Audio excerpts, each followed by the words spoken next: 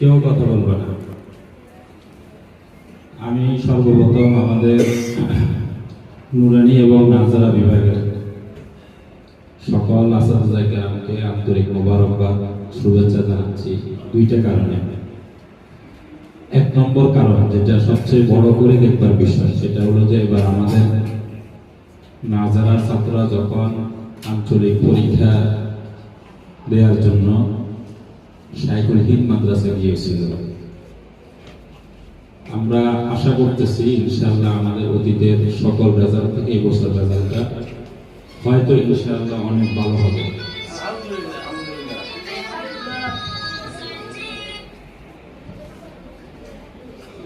ভালো হতে পারে ইনশাআল্লাহ।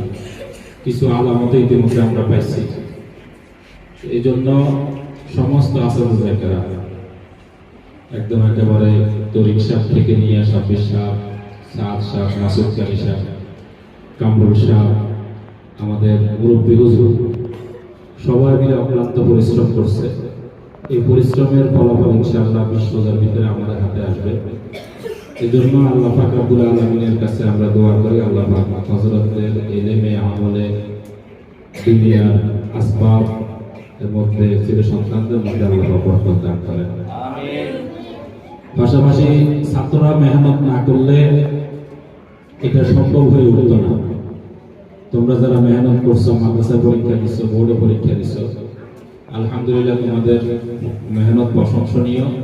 এজন্য তোমাদের জন্য দোয়া, আল্লাহ পাক তোমাদেরকে মুখলিস বড় বড় দাঈ আলেম আল্লাহ পাক হওয়ার তৌফিক দান করেন। আরেকটা হলো যে এই ছোট বয়সে হুজুররা যখন এই অনুষ্ঠানের কথা আমাকে বলছে, তখন আমি প্রথম শর্ত দিয়েছিলাম যে কোনো ছাত্র থেকে কোনো ধরনের চাইয়া চাঁদা নেওয়া যাবে না। চাপ তো দূরে থাক, যে তোমরা চাঁদা দাও, এটাও করা যাবে না।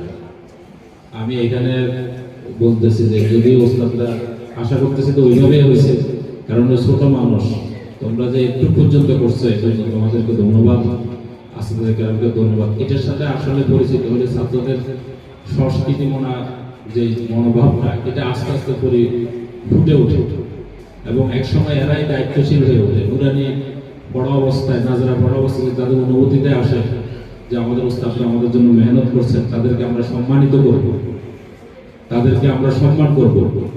এটা তাদের পক্ষ থেকে অনেক বড় একটা মানসিকতার বহিঃপ্রকাশ। এই মানসিকতাকে লালন করা, আরো বড় করা, আশা করা যায় ইনশাআল্লাহ এই ছাত্রগুলোই এক সময় উলুকান্দি জামিয়ার সবচেয়ে বড়, বেশ বড় ছাত্র হবে ইনশাআল্লাহ।